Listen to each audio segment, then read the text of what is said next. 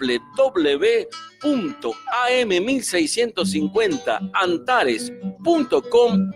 LRI 227 Radio Antares, la emisora de la familia. Vidalita gaucha, Vidalita, cántame unos versos. Y ahora, que no te la cuenten más. Un espacio de información con visión nacional, cristiana y humanista. Por el periodista Juan Carlos González Costa. Días martes de 16 a 17. Por Antares, la emisora de la familia.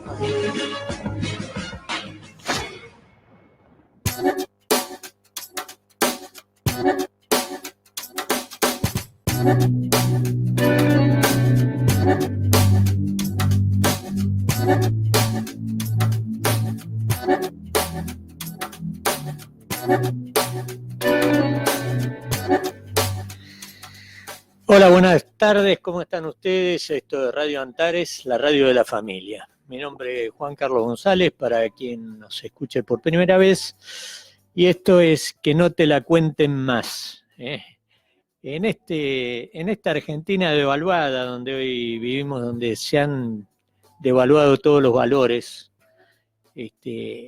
no hay ya valores morales, ni siquiera hay principios, No hay principios éticos ni morales, sobre todo en la política. Tampoco hay convicciones firmes.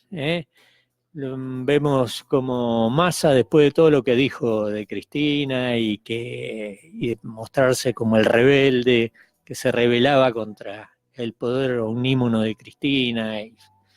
Bueno, hoy es candidato a diputado junto con ella.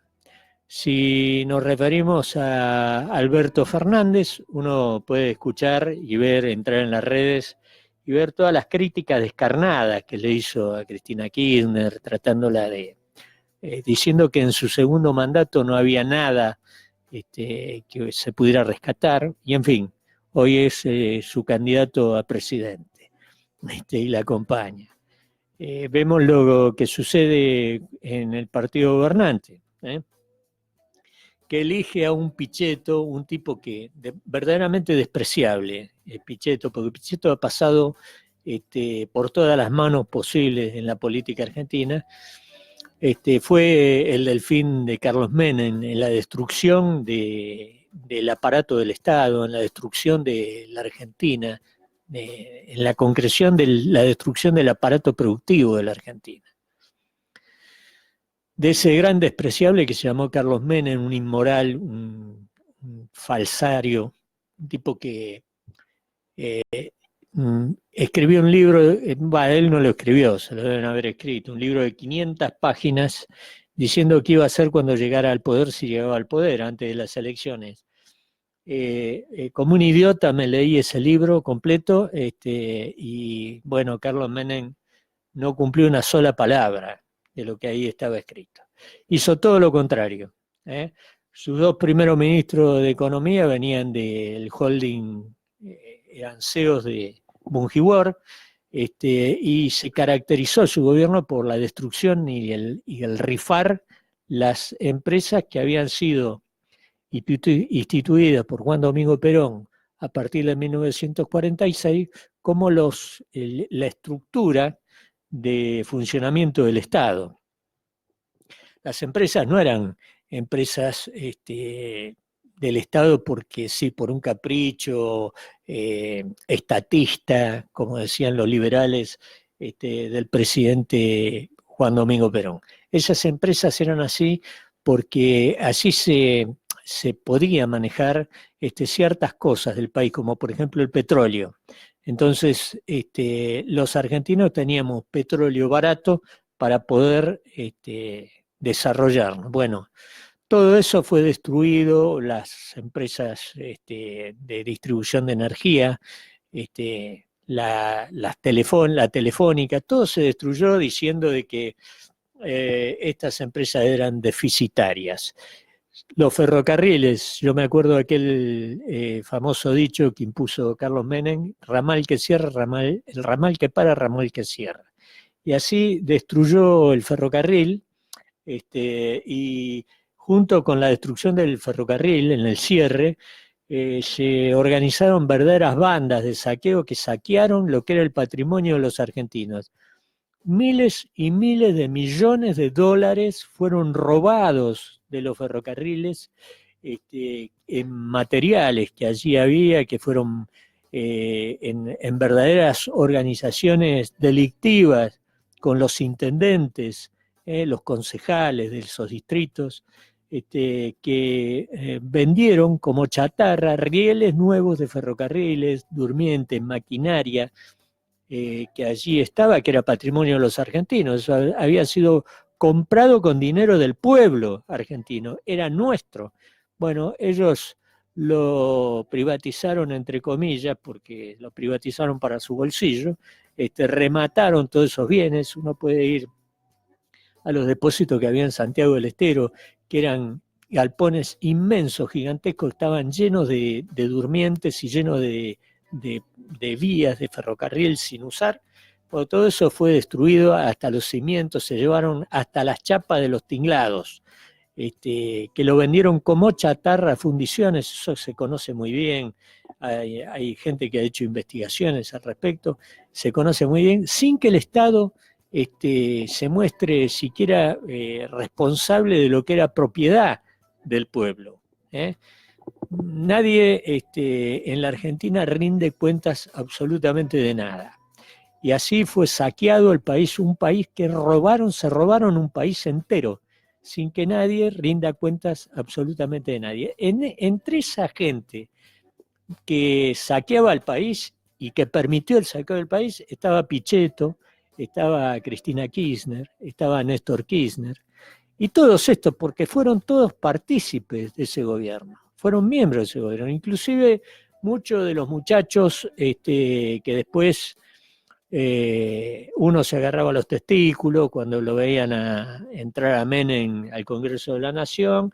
Esos muchachos habían acompañado esas decisiones y habían sido partícipes necesarios, porque Carlos Menem repartió en una danza de millones que se repartieron para que todo el mundo aprobara estas cosas. Entonces, todos los senadores, diputados de aquel tiempo, se llevaron las coimas pagadas por el gobierno nacional que encabezaba Carlos Menem para aprobar todo este desguace de la Argentina, que se hizo este remate de las propiedades que eran del pueblo argentino, y la destrucción del Estado Nacional. Una verdadera catástrofe que sufrió la Argentina. Esto se hizo con mucha gente que ignorante del pueblo, que aplaudía esto y lo reelegía y lo rebotaba a Menem. Le aprobaba todo esto hecho, este descalabro, esta sinvergüenzada, estos delitos cometidos por Carlos Menem, eran aplaudidos por gran parte del pueblo. Hoy escuchaba un comentario que hacía Rulli en una radio, y hablaba de todo esto. Y la verdad que me hizo repensar lo que iba a hacer en el programa. Estoy tratando de comunicarme con él. Estamos tratando de llamarlo, da ocupado el teléfono de su casa, porque me gustaría sacarlo a hablar de esto, porque realmente esto pinta un verdadero cuadro de lo que es hoy la Argentina, ¿no? La gente que votó a Macri escapándose de Cristina, y ahora vuelve a votar a Cristina para escaparse de Macri. Una cosa realmente inentendible, algo grotesco, si no fuera porque uno debe interpretar el análisis político del hombre común como un jugar a ser hincha de River o de Boca. Hoy soy esto, mañana soy aquello, o juego para este, o juego para aquel. No, yo soy peronista, yo soy del PRO, yo soy... Y la política no es esto. La política es una cosa totalmente distinta. Cuando nosotros estamos eligiendo a alguien para que nos gobierne, estamos eligiendo lo que va a ser el futuro de nuestro país, lo que vamos a tener que soportar o lo que vamos a tener que gozar. Entonces, elegir porque mi familia es peronista, elegir porque mi familia es radical, elegir porque es de una irresponsabilidad enorme, terrible. El voto ciudadano es algo muy serio, es algo para meditar, es algo para pensar. ¿Quién le pregunta a un candidato de estos que vamos a tener ahora cuál es el proyecto de país que tiene detrás? ¿Quién se anima a preguntarle cuál es el proyecto que tiene de nación? Porque quien aspira a gobernar un país tiene que tener un proyecto de nación. Cuando Juan Domingo Perón llegó a la presidencia en 1973, cuando ganó aquellas elecciones, tenía un proyecto de nación. Ese proyecto de nación es un libro que uno puede comprar y leer, es un proyecto de país. Para llegar al gobierno hay que tener un proyecto de país, no se puede llegar al gobierno para ver qué hacemos. Como han hecho todos estos. Si uno mira el programa ese donde se enfrentaron Scioli con el presidente de la Nación en aquello que pretendió ser un debate, que de debate en realidad no tuvo nada. Pero si uno escucha lo que decía el presidente de la Nación, y ve a la luz de los hechos, lo que hizo después, es para agarrar un garrote y correrlo a garrotazos por la avenida General Paz hasta darle muerte, porque este tipo se merece la muerte, porque le ha causado un perjuicio al pueblo argentino tremendo. ¿Quién va a pagar eso? ¿O se creen ustedes que quien ocupa un cargo público y toma decisiones que tienen que ver con la vida y hacienda de la gente, con la fortuna de la gente, no es responsable? Es responsable. ¿Cuántos intendentes hay en la provincia de Buenos Aires que todo el mundo sabe que roban? Eso sí, se agarran un punga en la calle, lo cagan a patadas entre 4 o 5 y lo matan a patadas, pero nadie tiene la hombría que tiene que tener para ir a la intendencia y sacarlo a patadas en el culo al intendente, a los concejales, que lo roban todos los días. La política se ha transformado en la Argentina en un ir y venir de bandas de saqueadores que van a saquear el Estado. Van a saquear la caja del Estado, la caja chica en la intendencia, la caja grande en el gobierno nacional o en la provincia. Pero no podemos seguir eligiendo de esta forma estos tipos que vienen a gobernarnos sin un proyecto, sin ideas firmes, sin ideas claras, porque uno puede criticar muchas cosas de la política de años atrás, pero un Scioli es un tipo que tenía convicciones, un Américo Scioli, un Colorado, ¿cómo se llamaba? Ramos, era un hombre de la izquierda nacional, tenía un pensamiento, tenía unos principios que defendía, tenía valores que defendía, un Juan Domingo Perón. Perón pensó igual en el 46, en el 55, pensó igual en el exilio y siguió pensando igual cuando vino de vuelta. Un Ricardo Balbín, uno puede criticarlo, puede criticar su historia, pero en realidad fue un tipo coherente toda la vida con su pensamiento y con lo que decía y lo que defendía.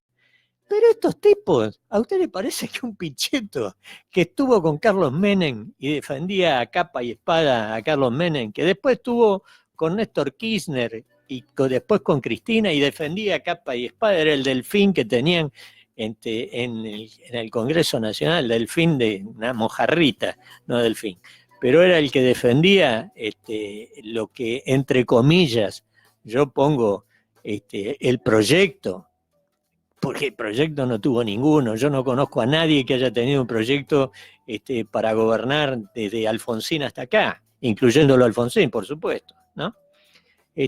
¿A ustedes les parece que estos tipos se pueden presentar hoy alegremente en un canal de televisión y mirarnos a los ojos y decirnos que nos quieren gobernar, y nosotros somos los idiotas que no apagamos el televisor cuando aparecen en la pantalla del televisor porque sabemos que nos están mintiendo.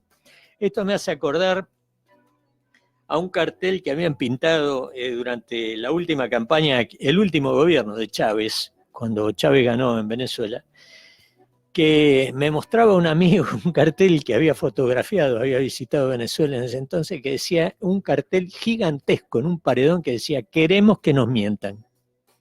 Los argentinos queremos que nos mientan, porque al escuchar estos tipos, yo realmente son abominables, yo no los quiero ni escuchar. Cuando salen por televisión, confieso que no los escucho. Cambio el canal, prefiero mirar dibujitos animados, cualquier cosa que me divierta antes de escuchar a estos tipos, porque sé que me están mintiendo, sé que me están diciendo cosas que yo quiero escuchar, pero que en realidad ellos nunca van a hacer. Se han enriquecido. Yo me río cuando escucho periodistas en televisión criticar las escuchas, si son legales o ilegales. ¿Qué me importa si las escuchas son legales o ilegales? Pero yo las escucho y escucho lo que están hablando. Cuando un tipo se ríe de todos nosotros, porque tiene más de 1.500 estancias, pero ¿cómo se puede tener 1.500 estancias? A ver, en la historia argentina no conozco ningún tipo de la oligarquía que haya tenido 1.500 estancias, y sin embargo hay hoy políticos, tipos que han estado vinculados a la política, que tienen esa cantidad de estancias. Pero ¿qué nos toman de pelotudo? Un tipo que que arrancó siendo cajero de un banco, ¿a usted le parece que puede tener semejante fortuna? Haya hecho lo que haya hecho, así le hayan dado toda la obra pública del Estado. ¿De dónde sacó la plata para tener esto? Y nos toman el pelo porque dicen, bueno, que lo pruebe la justicia. Como decía Carlos Menem, bueno, si tienen una denuncia, acudan a la justicia. Pero me toman de idiota. Cuando un tipo como, por ejemplo, José Luis Manzano asumió la primera diputación cuando gana Carlos Menem, los amigos tuvieron que hacer una colecta para comprarle traje, camisa, corbata y zapatos porque no tenía para asumir. Era una vergüenza, no tenía ropa para ir al Congreso de la Nación a jurar, que fue el diputado más joven en toda la historia argentina. Asumió con 21 años como legislador. No tenía ropa para ponerse, que en realidad él no se llama, porque el nombre de él no es José Luis Manzano, es José Luis Happelbaum. Es su verdadero apellido, José Luis Happelbaum. Es hijo de un hombre que era cantinero en un regimiento en Mendoza. Él se educó dentro de un cuartel porque su padre era el cantinero del cuartel. Este señor que, entre otras cosas, cuando era ministro del Interior se operó las nalgas, porque las tenía muy caídas. Este tipo hoy es multimillonario, es dueño de 2 canales de televisión, tiene estancias en Mendoza, tiene fábricas en Mendoza de encurtidos, tiene fábricas. ¿De dónde? Pero si es un sinvergüenza, porque este tipo no tenía dónde caerse muerto. ¿Qué lo hizo? ¿Con el sueldo de legislador? ¿Con el sueldo de ministro, que fue ministro del Interior? Él es socio de Vilas, que Vilas es un multimillonario, es socio de Vilas. Es dueño de una inmensa fortuna. Tiene en Buenos Aires la casa que era del padre de José Alfredo Martínez Dios, en el lugar más exclusivo de la ciudad de Buenos Aires. Un caserón que lo compró cuando dejó el gobierno de Carlos Menem, lo dejó refaccionándose todo y se fue unos años a vivir a los Estados Unidos para que nadie le pida cuenta. Él dijo que fue a estudiar allá. Yo me pregunto con quién debe haber estudiado, con Al Capone, con algún miembro de la mafia norteamericana, para refinar sus conocimientos delictivos, un delincuente, y nadie nunca le pidió cuenta de nada, ningún juez lo procesó, ningún fiscal lo investigó. Yo me pregunto dónde quedó la ley aquella que había sacado Arturo Illia, que decía que todo funcionario después de dejar el poder por 10 años la justicia podía investigarlo con la inversión de la prueba. O sea, tenían que probar que los bienes que tenían habían sido bien habidos. Creo que está vigente la ley. Le aviso, porque si algún fiscal me escucha y quiere investigar, que vaya a buscar esta vieja ley, la desempolve y la ponga la actualice, porque está vigente, pero nadie la usa. Entonces, tenemos un país que es antes, hasta 1976, las empresas del Estado eran tomadas por los gobiernos de facto como botín de guerra, y entonces metían a los sobrinos, al primo, a la hermana, a la tía, con sueldos suculentos, cosa que después se siguió haciendo a partir de 1983, pero no se conformaron con eso, sino que la saquearon, la destruyeron, la desarmaron, se llevaron parte del dinero que entró, que fueron regaladas, entre paréntesis, porque se las vendió por nada, y eso es patrimonio argentino. Eso es patrimonio argentino que nosotros perdimos, y acá no pasó nada. La gente se la aguanta, se la come, se come esta galletita y no dice ni mu. Eso es lo que a mí me subleva, porque cuando me pongo a pensar estas cosas, digo, pero ¿cómo puede ser que la gente sea tan idiota? Vamos a ir a un tema musical y volvemos.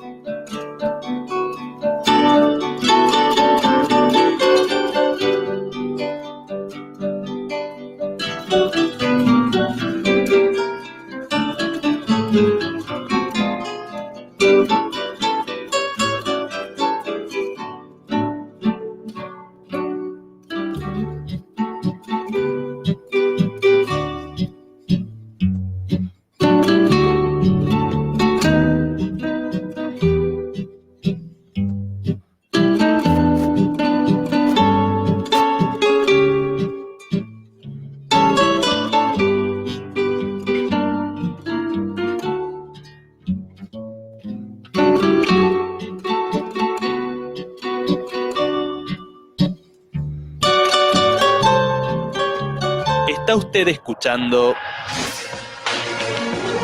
Que no te la cuenten más, un espacio de información con visión nacional, cristiana y humanista, por el periodista Juan Carlos González Costa, días martes de 16 a 17, por Antares, la emisora de la familia.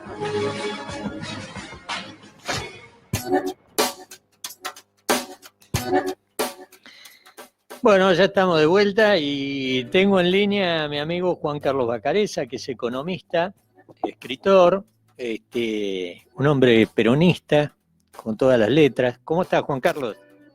Carlos, un gusto estar con vos. Gracias por el llamado. No, el gusto es mío. Mira, vos sabés que esta mañana lo escuchaba a Rulli por otra radio, hablando de algo que la verdad que me sublevó, me agarró un ataque de caspa, quedé zapateando en el aire porque dije, puta, este tipo tiene razón lo que está diciendo. Porque él hablaba, arrancó hablando de lo que nos pasa políticamente y cómo vota la gente. Y yo, y se puso a hablar de lo que había pasado con el gobierno de Carlos Menem, ¿no? Que todos estos que hoy están en el escenario político han sido partícipes necesarios de lo que hizo Menem.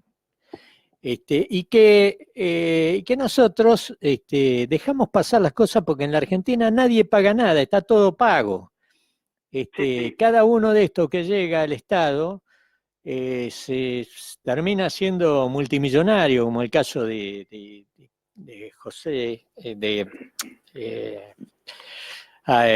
Manzano, que terminó terriblemente enriquecido y nadie dice nada, se ríen de nosotros, apelan a que se lo juzgue o no se lo juzgue, pero en realidad es una justicia que no mete en cana a nadie, que no le saca nada a nadie, que es partícipe necesario de toda esta joda, y los argentinos que seguimos votando a estos tipos.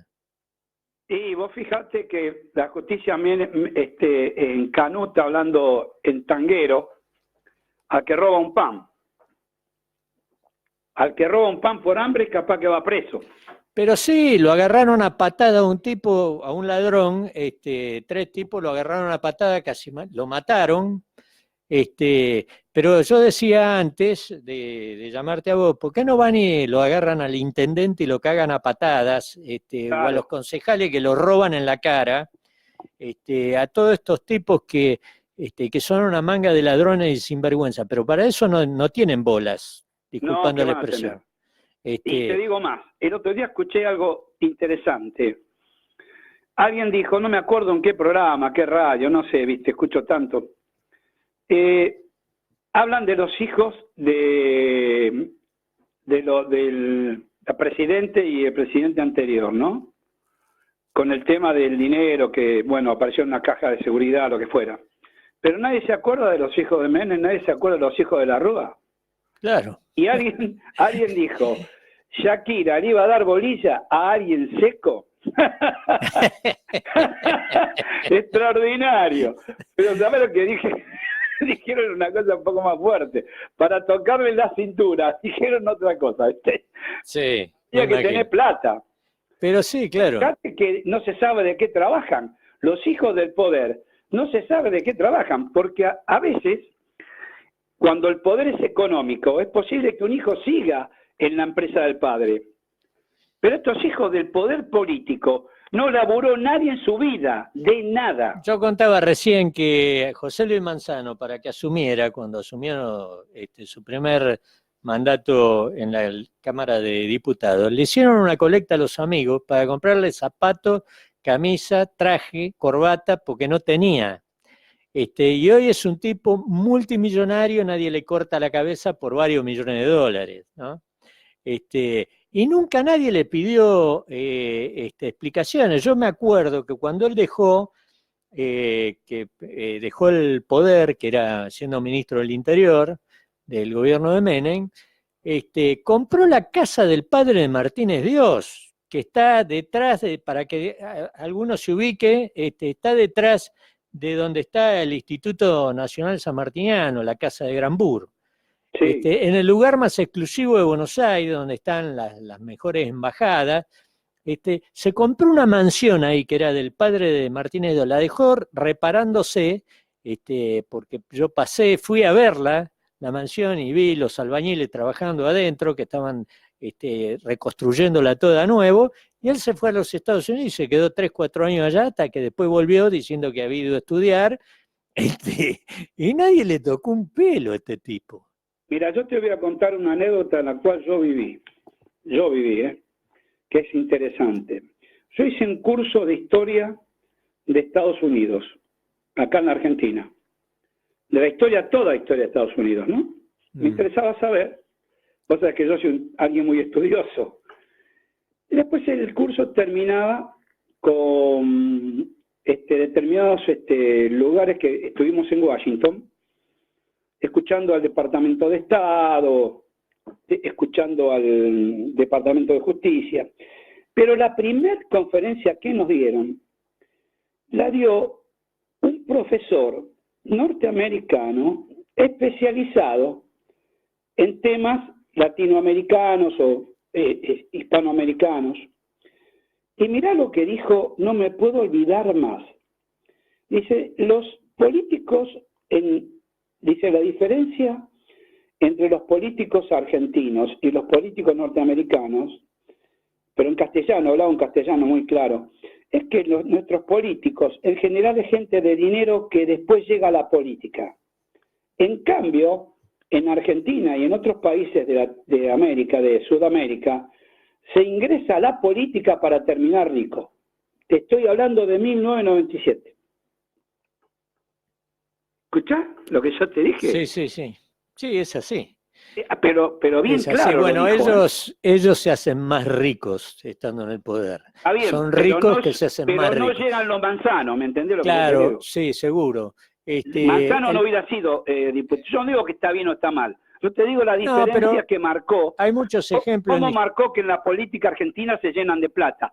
Salvo raras excepciones, que siempre lo hay. Bueno, pero hay, las excepciones existen porque existió un Elpidio González, Exactamente. existió, uno puede cuestionar o no la política, pero nadie puede cuestionar la decencia de un Humberto Ilia, Exactamente.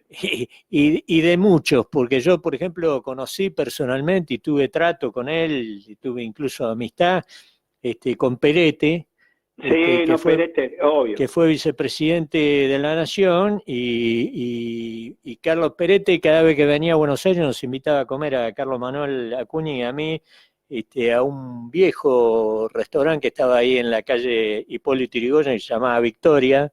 Íbamos a comer puchero porque le gustaba cómo hacían el puchero ahí. Y un tipo que era un tipo normal, Y bueno, tenía una vida normal, no se había enriquecido ni mucho menos. Carrillo, Mercante. Claro, hay infinidad. Lo que pasa que que murió en la cárcel. Nadie. en la política Solo particularmente, la del radicalismo. Grandes conductores, no importa mira, la ideología, para mí ¿no? esta corrupción que nosotros vivimos hoy, que claro, uno se acostumbra rápidamente a estas cosas, pero esta corrupción fue parida por el proceso. Porque esto nace en el proceso y sigue con Raúl Alfonsín, porque yo trabajé de editorialista en un diario que tuvimos 76 juicios hechos por Alfonsín y su troupe, por denunciar hechos de corrupción, que por supuesto no prosperaron, porque Alfonsín, además de ser masón grado 33, tenía el apoyo de la masonería y no prosperó porque la justicia nuestra está llena de masones también, y entonces no prosperaban esas cosas. Pero tuvimos 76 juicios, creo, y los 76 lo ganó el diario, porque aportamos las pruebas, no se escribía una sola palabra si no teníamos los elementos de prueba. Sí, claro, es como tiene que ser, ¿no? Y cuando hicieron los juicios se los ganamos todos. Yo le gané 2 juicios a los hermanos Stubring, y uno a uno y otro a otro, a Adolfo Stubring, que era ministro de Educación, porque habían copiado un manual que lo habían traído, se lo había mandado Sachescu. ¿Te acordás de Sachescu? Sí, Sachescu, el rumano. El rumano. Era la reforma educativa que después la implementaron igual, que la perdieron en lo que fue el Congreso Pedagógico, pero después las implementaron igual y habían sido copiadas de ese manual. Tan burdo era la copia que hasta en el manual que habían impreso acá para los docentes tenía las mismas fotos que tenía el manual rumano. Y yo presenté, cuando lo publicamos esto, me hizo el juicio y lo que no sabía él que yo tenía el manual rumano. Cuando presenté el manual rumano ante la justicia, el juez lo abrió y vio que era la copia, lo único que habían hecho lo habían traducido. Por una cuestión de forma mandó a traducirlo, el proceso es el germen inicial de toda esta decadencia sin límites que tiene la nación. Esto no es una crisis, sino, como dice nuestro querido filósofo Alberto Boera, ¿no? Es una decadencia, ¿no? Sí, es una decadencia. Hay un escalón más para caer, ¿no? Es la decadencia que anunció Perón cuando en 1974 dijo que si la Argentina era víctima de un nuevo golpe de Estado, le sería muy difícil rehacerse. Exactamente, fueron estas las palabras. Como siempre, el general más grande que tuvo la nación, proyectando el futuro a 100 años, 150, 200, realmente esa visión esclarecedora que tenía de análisis y de proyecto no se puede creer, pero fueron, como vos dijiste, fueron las palabras las que dijo. Exactamente, fue así. Y eso sucedió porque la Argentina no se pudo rehacer nunca más. No, porque como Vos fíjate dijo, que cada como vez, dijo cada año la- que pasa, la Argentina baja más. Es una espiral descendente que no para de Claro. bajar, y no solamente en lo económico, sino también en lo social, en lo cultural, porque indudablemente la decadencia que hay en la cultura es algo terrible. Vos cuando uno miro, yo hoy estoy horrorizado porque cada vez que prendo la televisión, cada vez que me levanto a la mañana, ves los hechos de violencia que se producen, la bajeza con la que se producen esos hechos.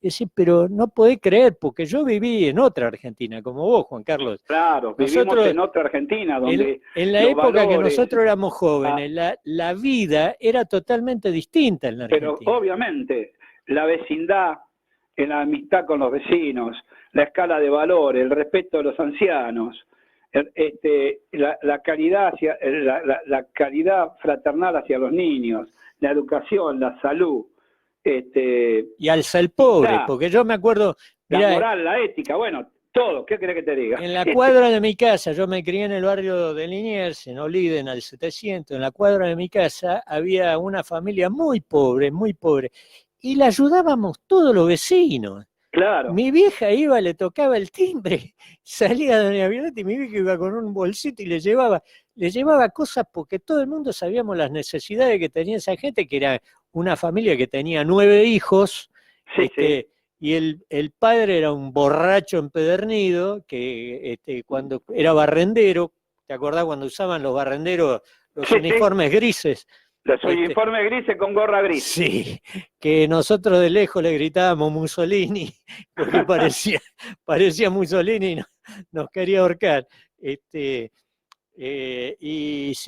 hombre cuando llegaba a la casa llegaba sin un peso, el día que había cobrado, y doña Violeta, todos los vecinos sabíamos, porque se enteraban uno y se corría la voz, y todo el mundo iba a llevarle algo, para que doña Violeta pudiera hacer frente a las necesidades de sus hijos. Y eso no existe más en la Argentina, se borró. No. Yo tengo un ejemplo de que una hermana de mamá vencía el contrato de alquiler y ya, viste, no podían hacer más nada porque habían terminado con los contratos de General Perón, viste. Y un tío mío, y el hermano de un tío mío, que le decíamos tío, que había estado en la resistencia peronista, imagínate. Sí. Dijo, bueno, no podemos dejar afuera. Y entre toda la familia se le hizo una casa. ¿Escuchás lo que yo te digo? Sí. Tenían un terreno en Ollán y se hizo una casa de madera, y parte material, parte madera, entre todos los que laburaron, inclusive personas que no eran allegados sino eran familiares. Sí, lo claro. viví yo, la hermana de mi mamá. Sí, existía esa solidaridad que hoy brilla por su ausencia, y que además vemos los actos de crueldad que hay. Porque al tipo que mataron, los vecinos lo habían reducido, lo habían atado las manos, y fueron 3 tipos a pegarle patadas en la cabeza hasta que lo mataron, en un acto de crueldad terrible y de cobardía, porque pegarle a un tipo que está atado en el piso, hay que ser un reverendo hijo de perra, ¿no? Sí.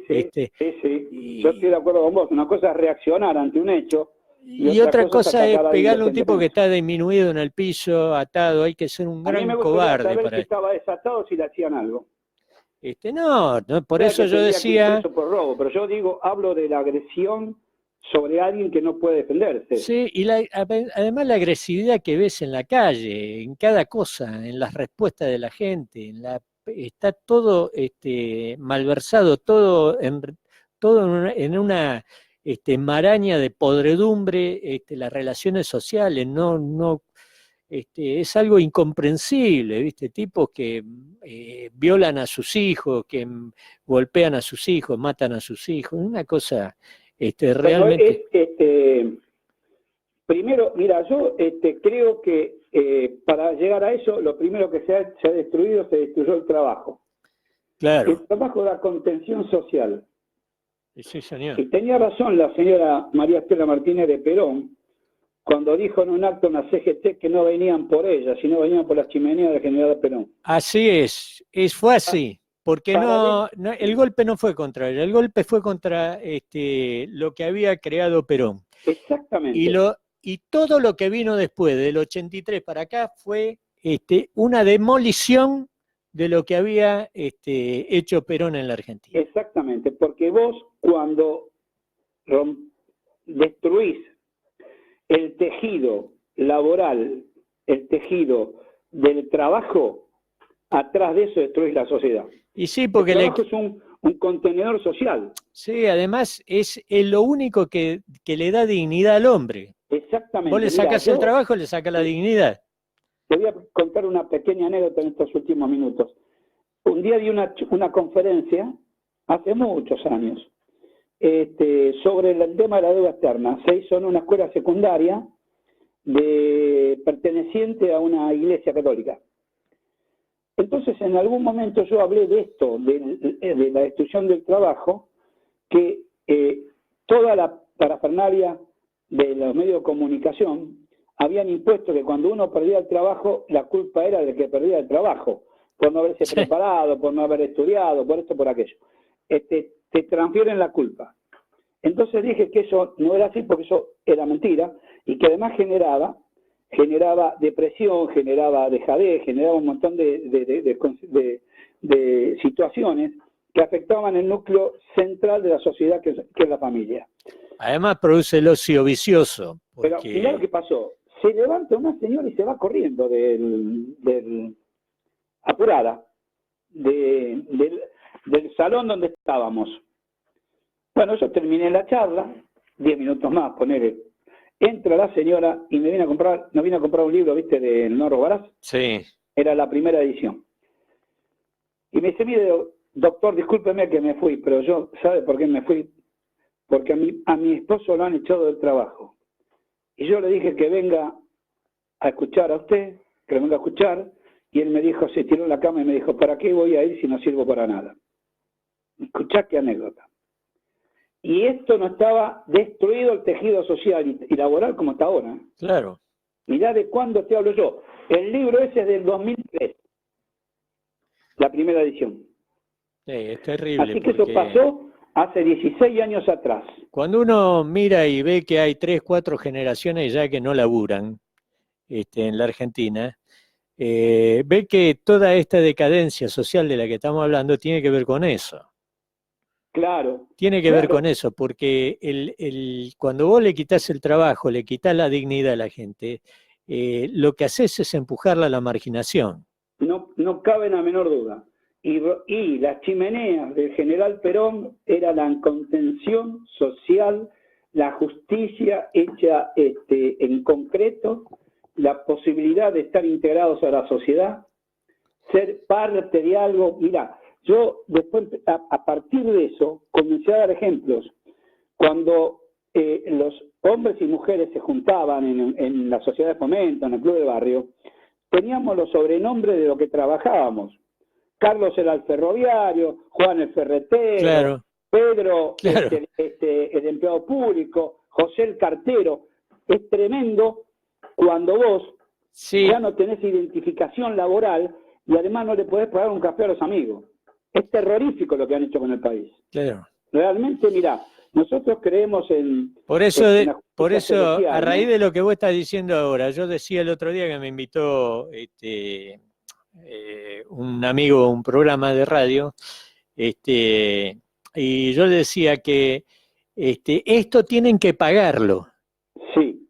No es que hay que olvidarse, no. Hay que hacérselo pagar, porque si no se paga esto, si no se paga lo que han hecho, este desastre que han hecho con la Argentina, que era un país maravilloso esto, y que lo destruyeron, comenzó el proceso de reorganización nacional rematando el aparato productivo del país, la industria del país, y todos los que vinieron atrás siguieron en ese derrotero hasta el día de hoy, donde la pobreza casi era inexistente. En 1974 la pobreza era inexistente. 2%. Yo contaba el otro día que vos te quedabas sin empleo, agarrabas los suplementos del diario Clarín y no tenían menos de 500 páginas. Más o menos. Como Este, mínimo. Era donde intencional. había trabajo a rolete, donde vos tenías un oficio, tenías trabajo. Exactamente. Exactamente. Hoy ni con oficio, ni con estudio, ni con nada. No tenés laburo, y yo me canso de ver ahora en estos últimos tiempos, sobre todo en estos últimos 3 años, que nos hemos llenado de migrantes venezolanos, a los que les pagan 2,50 mangos, los toman en negro, los toman con contratos, esos contratos basura, y eso no es trabajo, eso es una porquería. Trabajo es trabajo en blanco, bien remunerado, eso es trabajo, con Vos fijate estabilidad. que hacen hincapié la mayoría de los economistas liberales y de muchísimos funcionarios que hay que hacer una reforma laboral para lograr productividad. Entonces yo pregunto, y me hago la pregunta, ¿cuál es la reforma laboral? ¿Qué quieren hacer? ¿Cuál es? Que la gente no aporte, no tenga caja de jubilación, que no pueda tener enfermedad, que no pueda faltar por examen. Claro, eso es lo que quieren. Porque no lo dicen. Dicen.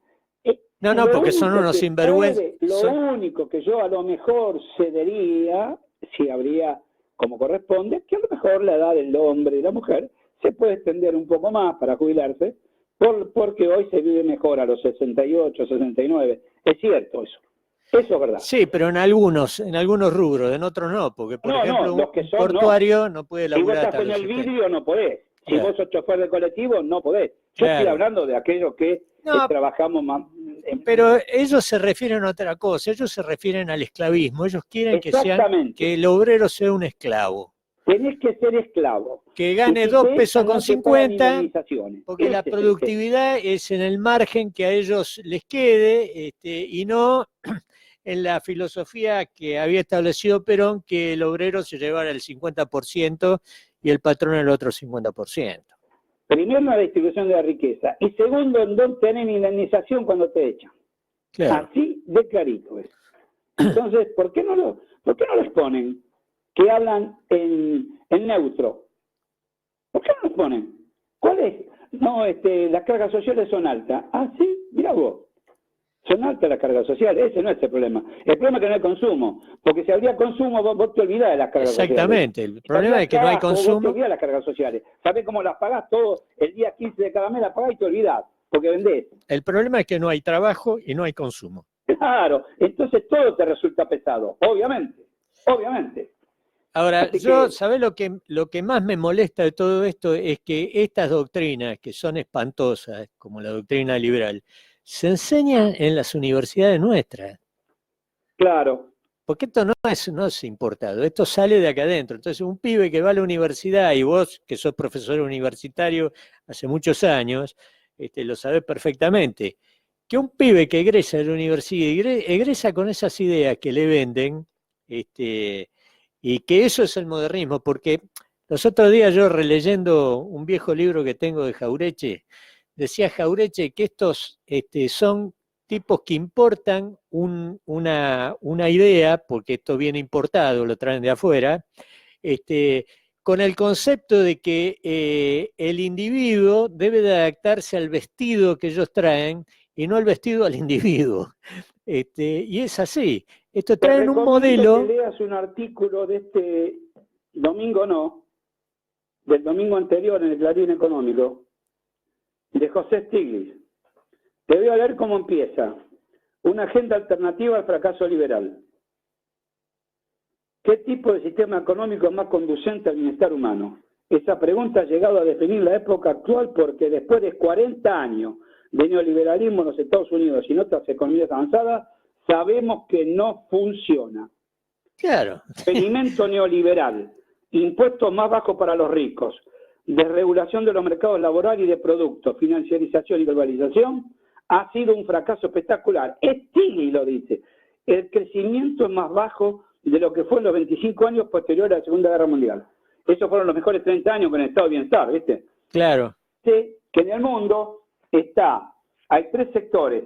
El nacionalismo conservador, digamos, ¿no? Sí. Liberal, el reformismo de centro izquierda, que nos sirve para 3 pitos, que es el de Clinton y el de Tony Blair, y después que es un híbrido. Él llama capitalismo progresista. ¿Sabés cómo lo llama el capitalismo progresista? ¿Quién lo tiene que hacer? No. Establecer el equilibrio entre el Estado, los mercados y la sociedad civil. Claro. ¿Te suena sociedad civil con organizaciones libres del pueblo? Ay, Dios Pero, mío. Mira, Es Stiglitz, es el equilibrio de los mercados, el Estado y la sociedad civil. Y después sigue diciendo, el Estado tiene que estar en esto, tiene que estar en esto, tiene que prohibir los monopolios, el mercado no puede regular todo. peronismo puro. Peronismo puro. Peronismo puro. Peronismo puro, te juro que es peronismo puro. Bueno, Mirá, cuando uno escucha esto, ¿viste? O lo escuchás al filósofo Dugin decir que la fórmula de salvar la sociedad es la comunidad organizada, que escribió Perón. escuchá esto. Los únicos que no se enteraron son los que están acá. Escuchá, Juan Carlos, muchos de los ricos que hoy tomaron la ruta de la explotación para llegar a donde están, se han visto muy parecidos por las políticas de Trump, dice, ¿no? Que ha alentado la búsqueda de renta, destruyendo al mismo tiempo la fuente subyacente de creación de riqueza. Esto nos lleva a la tercera prioridad, abordar el creciente problema del poder del mercado concentrado. Escuchá, Stiglitz lo dice, Stiglitz. Y el cuarto tema es disociar el poder económico de su influencia política. Basta de poner guita en la política. Stiglitz, bueno, yo, viste, hoy yo venía, cuando me llamaron venía de grabar en un canal y hablé sobre este tema. Lean a Stiglitz, lean al ruso, que siempre me olvido el nombre, Pero no, lean pero a nosotros. ¿sabés lo que pasa? El problema es el periodismo. El periodismo en la Argentina no es periodismo. El periodismo de la Argentina se ha transformado en propagandistas políticos, son propagandistas políticos. Claro. Entonces, hacen propaganda para fulano, para mengano. Apoyan la candidatura de fulano, de mengano. Vos mirás Canal C5N, es un canal que apoya la candidatura de Cristina Kirchner y de la fórmula Fernández Fernández. Mirás Crónica, apoyan la candidatura de Fernández Fernández. Mirás Canal TN, apoya al gobierno nacional, Canal 13 al gobierno nacional. Entonces, eso no es periodismo, eso es un mamarracho con Obvio. todas las letras, porque precisamente periodismo, un gran periodista dijo una vez que el periodismo es publicar aquello que alguien quiere que vos no publiques. Claro, Periodismo es decir lo que algunos no quieren que digas. claro. Vos fijate que Stiglitz es económicamente incorrecto. Claro. Pero Stiglitz, premio Nobel, ¿no? Porque sí. si yo lo dice Juan Carlos Bacareza, ¿sabés lo que van a decir? Sí. Y lo que pasa es que Bacareza piensa en lo nacional, está atrasada, pim, pam. Ahora Stiglitz, que yo sepa... Lo dice el premio Nobel y tampoco le dan difusión ni lo creen. Pero fíjate, que no le dan difusión al premio Nobel. Y no, porque todo está instrumentado para la dependencia nacional. Claro. Todo. El oficialismo y la oposición son todos partidarios de la dependencia nacional porque es lo que les rinde a ellos como negocio. Porque ahora los que vengan atrás de estos, si el gobierno pierde las elecciones, quien venga atrás tiene que ir a negociar la deuda externa tomada por este gobierno. Y eso es un gran negocio que se llenan los bolsillos con eso porque se pagan enormes comisiones, sí señor, se pagan enormes comisiones que las pagan los acreedores nuestros a quienes va a negociar y lógicamente ¿a quién va a favorecer eso? ¿A quién van a favorecer? ¿A nosotros que somos los giles que lo votamos a ellos o van a favorecer a los acreedores? Favorecen a los acreedores. Por eso todo esto es un proyecto de dependencia. Yo, el día que aparezca un candidato que lo putee toda la prensa argentina, entonces voy a confiar en ese tipo. Mira lo que dice Stiglitz para dejarte ya y terminar. El crecimiento económico lento, la creciente desigualdad, la inestabilidad financiera y la degradación ambiental son problemas nacidos del mercado. Claro. Y por lo tanto no pueden ser resueltos, ni lo serán solo por el mercado. Claro, vos fíjate Fíjate el octubre que se han hecho los Goropatel, Claro. los Milding, los Eskenazi, Sí.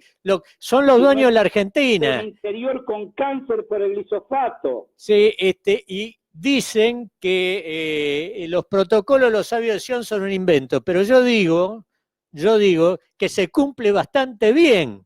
Sí, Que se algunos cumple. lo siguen, que es un invento. Se cumplen bastante bien.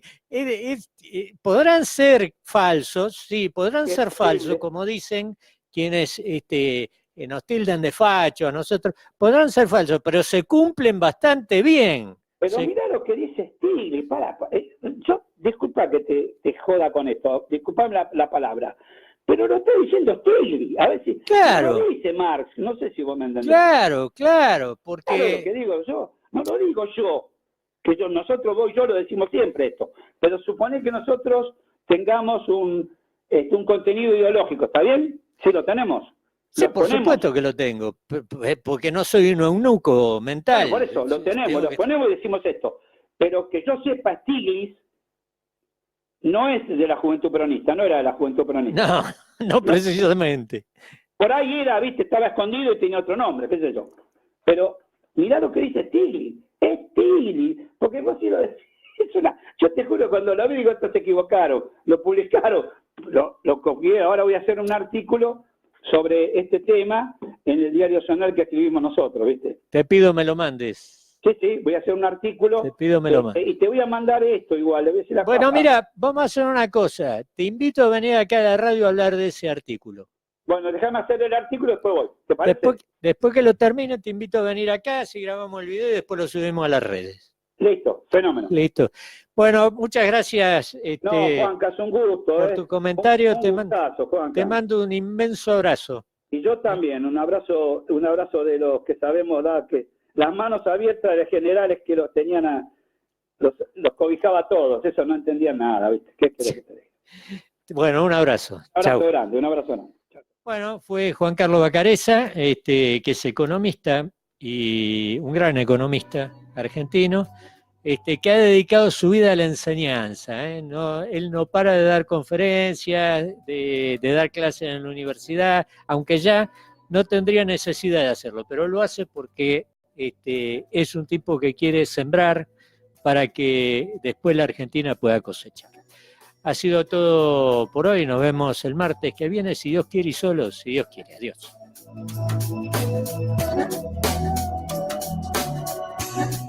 Fue